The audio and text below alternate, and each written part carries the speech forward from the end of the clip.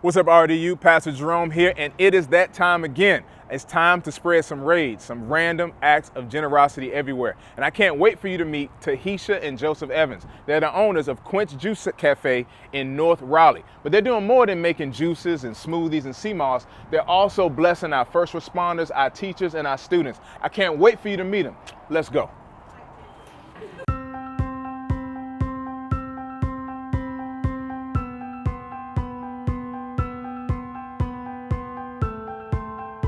What's up, RDU? Pastor Jerome here, and it is time to spread some R.A.G.E, some random acts of generosity everywhere. And I'm excited to be joined by Tahisha and Joseph Evans, the owners of Kwench Juice Cafe here in North Raleigh. Hey guys, just tell us a little bit about yourself. Tell us a little bit about your story. All right, so we opened Kwench in August of 2019, August 1st, right before COVID.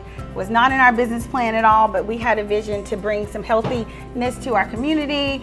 We noticed a gap in the community with places adding extra sugars and things like that. Also, our family has a lot of allergies, so other places we were going to, we couldn't make substitutions. There were set menu items, and so we just started looking for an opportunity to bring something to the community, and we came upon Kwench. We use only fresh fruits and vegetables for our smoothies, juices, and our acai bowls. No added sugars, no artificial flavorings in there. And it's just been a huge blessing, not only to the community, but to our family, to have something that we can create your own item. People come in, they can create their own juice, their own smoothie.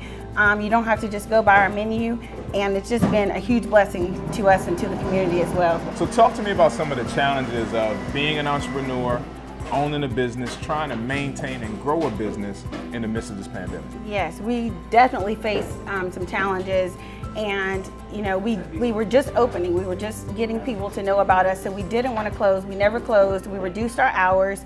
We started thinking, how can we pivot and pivot quickly to not only survive but thrive during this time period. So we reduced our hours. We got an app developed so that people could do curbside pickup.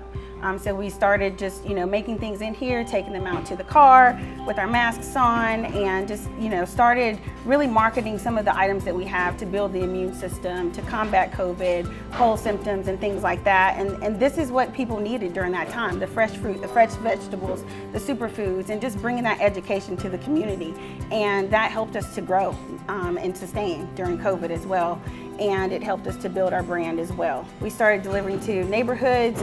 We delivered to the hospitals because they weren't able to get out and take breaks, so we were taking immunity shots and smoothies and juices over to the nurses and the doctors and the police stations, fire stations, first responders, and in turn they were bringing their families here. So, it's just that helping each other out to thrive. Yeah, I want you to expand on that, because one of the reasons when the Lord gave us this vision for R.A.G.E, random acts of generosity everywhere, specifically to help businesses and nonprofits recover from the pandemic, is a lot of times those of us on the outside that don't own businesses don't understand the challenges you already had prior to COVID.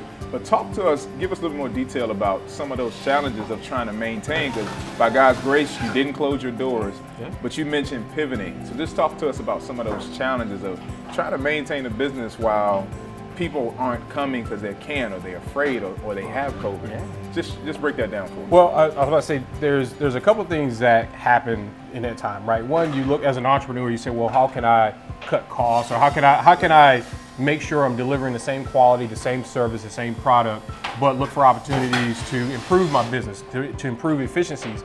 Every business owner should be doing that in any environment, but during COVID, it was heightened, right? So we look at ways that we can supplement services, if we're cleaning, if we're doing other things ourselves, right? We have to make that commitment and that sacrifice if we're working longer days to ensure that they don't have to be there, right? So our employees. So those are some of the commitments and sacrifices I said we make, but we also continue with those, right? So it wasn't just for that period of time. And so we were able to incorporate a lot of those from the very beginning, because we came into this business right on the front end of COVID, so we were forced into that. Well, your sacrifices definitely haven't gone unnoticed. One more thing I would actually tell us, could you tell us what a gift, even though a small gift, like being a R.A.G.E recipient, what would that mean? What could that mean for you guys? It is huge for us, just to be acknowledged, and for this blessing to come to us. We are so excited about blessing others and giving back, so we're going to do some more outreach at the hospital. We have a new fire station that just opened. We're planning something to go over there and give out smoothies and do things with the fire station. And then an update we wanted to make in our shop that we put on hold during COVID. We want to put some digital display boards in for our menu so that we can offer some other things and kind of highlight some pictures and some other things of our products too, and put some more education out there beside our menu items. So we're excited to be able to do that too. So Well, listen, I'm blown away by your story of tenacity and perseverance and your vision and how you've been able to not only maintain, but even thrive. And as we've been talking, we've heard that door open. We hear smoothies and juices being made in the background. But on behalf of the people of Vision Church, I'm glad to present this check of $2,000 to invest in Kwench Juice Cafe. Thank you so much. Bless you guys. We're grateful to do it. Thank We're you. grateful. Thank We're you. grateful to do it.